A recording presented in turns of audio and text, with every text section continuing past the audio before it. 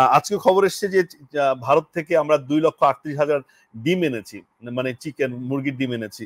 কেউ কেউ বলছেন যে এই চিকেন এগ খেয়ে চিকেন নেকের বিরুদ্ধে বাঙালিরা যুদ্ধ করবে। হ্যাঁ, এরকম কেউ হাস্যরস করছেন। এই যে চিকেন নেকের বিরুদ্ধে বাংলাদেশের যে বক্তব্যগুলো আসছেন নানা বক্তব্য থেকে, এই বক্তব্যগুলো আসলে ভারতের সাথে বাংলাদেশের ভুল বোঝাবুঝি তৈরি করছে কিনা, নাকি এটা আপনি তার হুঙ্কার দিয়ে আসলে কিছু আদায় করতে পারছেন? মানে সেই জায়গাটি যে আসলে কূটনৈতিক পর্যায়ে চ্যানেলটা ওপেন করে সেই পর্যায়ে আলোচনা না করে এই ধরনের বক্তব্য সেটা ক্ষতিকর হতে পারে। না, এখানে বিষয়টা হচ্ছে আজকে 16টাই বছর একচেটিয়া ভারত আমাদেরকে এক্সপ্লয়েট করছে। এখন যার ফলে প্রত্যেকটা প্রতিবাদেই মনে হয় যে আমরা বোধহয় ভারতের সাথে যুদ্ধ ঘোষণা করছি। নো, এই যে চিকেন বললেন, এটা তো আমরা পয়সা দিয়ে আনছি, তাই না? মাংনা তো যায় না। আমার কথা হলো আমার এখান থেকে যা লাগবে নিবে, আমাদের দেওয়ার সক্ষমতা না থাকলে নিবে না, কিন্তু আমরা যা নেবো মাংনা তো দিবে না, কিনেই তো নেবো আমরা। তো কিন্তু সম্পর্কটা বন্ধুত্ব থাকবে। এই যে আপনারা এটা দেখছেন, টেলিভিশনে দেখেন নাই যে ভারত থেকে চিনি আসতে নিয়েছিল, তখন আমাদের বিজেপি ধাওয়া দিছে, সব বস্তা ফেলায় দিয়ে ধরেছে, বস্তা ফেলায় ধরে। কেন? এগুলো ফর্মাল ব্যবসা করলে কি হয়? আমরা তো আমাদের লোকগুলো কয় গরু চোর, অমুক চোর, এই কথা কয়ে মারি ফেলে। কেন? জেল নাই, ই নাই। চীনের সাথে যদি 1 কিলোমিটার ভিতরে, বর্ডারের 1 কিলোমিটার ভিতরে কোনো লাঠিও ব্যবহার করা যাবে না, এগ্রিমেন্ট করছেন। বাংলাদেশে মারি ফেলেন কেন মানুষ? আমরা তো মারি নেই একজনও।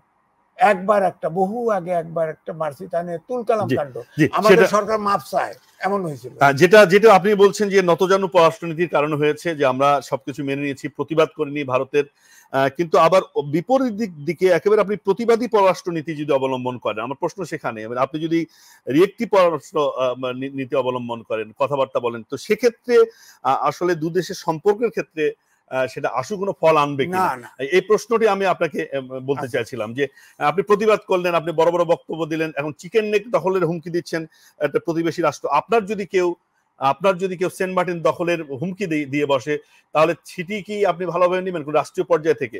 আমার বক্তব্যটি সেই জায়গা থেকে আলোচনা হচ্ছে। চিকেন নেক বাংলাদেশ কোনোদিনই দখল করতে চায় নাই। কোত্থেকে ভারত পাইছে? উগ্র হিন্দুত্ববাদী সরকার, আমরা জানি না। চিকেন নেক আমরা ওখানে দখল করতে যাবো না। আমাদের যে বর্তমান যে সরকার, তার 2-1 যে উপদেষ্টা তার বক্তব্য মন্তব্য করেছেন, মন্তব্য করতে পারে, ওরকম তো মন্তব্য বহুত করতেছে, পত্রিকা লিখতেছে ভারত আমরা এখানে হিন্দু সব মারি হালাইছি, এগুলো তো করতেছে সব। আমাদের বাংলাদেশি ভারতের টেলিভিশনে সাক্ষাৎকার দিতেছে যে এখানে 90% হিন্দু শেষ, বাড়িঘর ভাঙ্গা চপ তসলাস করে দিছে। এটার হেয়ারসের উপরে কথা শুনবো না, কারণ চিকেন নেকে আমাদের ইন্টারেস্ট নাই। চিকেন নেকের ইন্টারেস্ট আছে চীনের, ওটা সামাল দিক ভারত, পরিষ্কার বক্তব্য। আমাদের হচ্ছে কি, আপনি বর্ডারে মারেন না, আপনারা যে চীনে মারতে গেছেন না, বরফের ভিতরে ঢুকাই দিছে চীন, গুলিও খরচ করে নাই। আমাদের এই শক্তি নাই, আমরা তা পারবো না। আমরা ছোট ভাই হিসেবে বলছি, আমাদের মারেন না, আমাদের লোকগুলো ধরে নেন, বিচার করেন অন্যায় করলে। আর যেহেতু বন্ধু দেশ হন, তার কারণে সেটি নিয়ে তো দুই দেশকে পরিবর্তিত বাস্তবতায় বসতে হবে। 16 বছর ধরে বসছে, সমাধান হয় নাই, তারা একসাথে মেরেই গেছে। না, তাহলে এখন কি আমাদের নতুন সরকার কি বসবে না? তাহলে সমস্যার সমাধান করবে কিভাবে? এই সীমান্ত হত্যার সমাধান কিভাবে হতে পারে? সেটি কি প্রতিবাদের মধ্য দিয়ে? আপনি প্রতিবাদ হবে কেন? এই যে হাই কমিশন আসছে না, আলোচনা করছে না, সব তো দেখলাম যে সবকিছু তো বিজনেস টিজনেস সবকিছু চালাবে।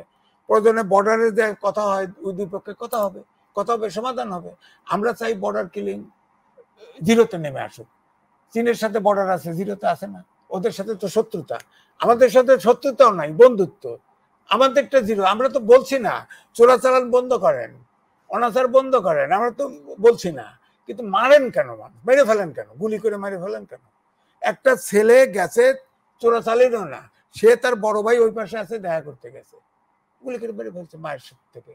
তো এটার প্রতিবাদ করবেন? এটা সমাধান কি সেটি আমরা জানতে চাই। সমাধান হচ্ছে এত 16 বছরে একদম নতজানু পায়ে পড়ে থাকছে, এখান থেকে সমান তালে উঠতে সময় লাগবে। প্রতিবাদ করছে। আরেকটা তো মারে নাই, বিএসএফ তো আরেকটা মারে নাই। আরেকটা বিএসএফ মারলে ঠিক হতো। যতক্ষণ না মারবেন ততক্ষণ ওরা আলোচনায় ঠিক হবে না। মারে নাই তো, আমাদের একটি লোক মেরে ফেলছে, আমরা তো মারি নাই কখনো। আমরা চাইছি ওই লোকটাকে মারেন না, ওই লোকটা ধরে নিয়ে আপনি জেলে পড়েন, অন্যায় করলে বিচার করেন, আমাদের আপত্তি নেই, ওই জায়গায় আসেন। আর দ্বিতীয় কথা হচ্ছে, আমরা তো দাবি সবসময় বলছি, কোন লেথাল ওয়েপন আপনার বর্ডার সিকিউরিটির হাতে দেওয়া উচিত না। লাঠি থাক, লাঠি থাক, পিটান, ধরেন, অ্যারেস্ট করেন, গ্রেপ্তার করেন, বিচার করেন, কোনো আপত্তি নেই, বিচার করেন। প্রয়োজনে আমার সেক্ষেত্রে বন্ধু দেশ হিসেবে আমার দেশের কাউকে যদি ধরে নিয়ে যায়, আমার দেশের উকিল সেখানে দাঁড়াতে দেন। বাংলাদেশ থেকে অনেকে অবৈধভাবে অনুপ্রবেশ করে, তারা সেটা বলছে।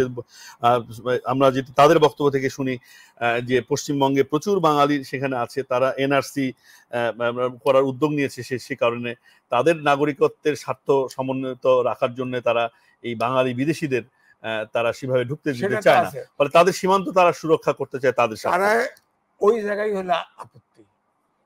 যত দেশ থেকে গেছে আপনার হিন্দু মুসলমান, শুধু বাংলাদেশ ছাড়া সবাইকে বাংলাদেশি লোকদের বের করে দিবে কেন? কেন? এটি তো এনআরসি, এটি তো এনআরসি। বাংলাদেশ থেকে শুধু গেছে, বাংলাদেশ থেকে 100 বছর 20 বছর আগে গেলে তা সে আপনি নাগরিকত্ব দিচ্ছেন কেন? আপনি তাকে ভোটার লিস্টের নাম উঠেছেন কেন? তখন খেয়াল ছিল না। এখন স্লোগান দেন যে আপনার 20 কোটি ভারতে আছে মুসলমান আর বাংলাদেশে আছে আপনার 6%। এখন আপনার দেশে যদি রোহিঙ্গারা এভাবে ঢুকে পড়ে বা প্রতিবেশী দেশ থেকে ঢুকে পড়ে, তখন আপনি আপনার সার্বভৌমত্ব বা দেশের স্বার্থ রক্ষা করার জন্য এই ধরনের পদক্ষেপ নেবেন কিনা? আমরা দৈশিক মানে তার যে নিজস্ব দেশের স্বার্থের জায়গা থেকে যদি বিষয়টা দেখি যে তারা এটা তো করতেই পারে রাষ্ট্রের জন্য। সম্প্রতি আমাদের প্রায় 8,000-10,000 রোহিঙ্গা ঢুকছে। এটা গভর্নমেন্ট চেষ্টা করতেছে ঠেকানোর বা এই করতে, কিন্তু তাদের মোটিভটা তো ভিন্ন। আমার কথা হচ্ছে যদি একই পলিসিতে ধরেন 20 বছর আগে যারা আসছে তাদের সব বের করে দিবে, যত দেশ থেকে আসে বের করে দেন, তাহলে তো পলিসিটা ফেয়ার হতো। শুধু বাংলাদেশে গেছে আসবে। আমি খুব খোলামেলা প্রশ্ন করছি এই কারণে, যেহেতু এখানে কাউন্টার দেওয়ার মতো কেউ নেই, এই জন্য আমি প্রশ্নগুলো সেভাবে করছি।